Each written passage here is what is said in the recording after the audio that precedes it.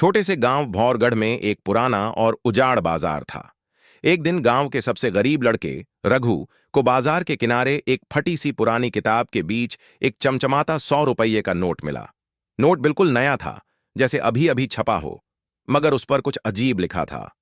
इसे खर्च करो, पर संभल कर। 100 खर्चो, 100 और पाओ। रघु ने सोचा शायद ये कोई मजाक है, मगर जैसे ही उसने वो नोट लेकर बाजार से एक समोसा खरीदा, उसकी जेब में दोबारा वही 100 रुपये का नोट आ गया। रघु हैरान रह गया। उसने मिठाई ली, फिर भी 100 का नोट वापस। कपड़े खरीदे, जूते खरीदे, नोट फिर भी उसी का। धीरे धीरे रघु ने पूरा बाजार खरीद लिया। दुकानें, हवेलियां, खेत, सब। अब वो गांव का सबसे अमीर आदमी था। मगर फिर डरावनी बातें होने लगीं। हर रात रघु के खरीदे हुए सामान से अजीब स्याह धुआं उठता। दीवारों पर रक्त से लिखे संदेश उभरते। कर्ज चुकाना पड़ेगा। रघु ने सब कुछ छोड़कर भागना चाहा, मगर उसके पांव जमीन से चिपक गए। रात के तीसरे पहर एक साया उसके पास आया।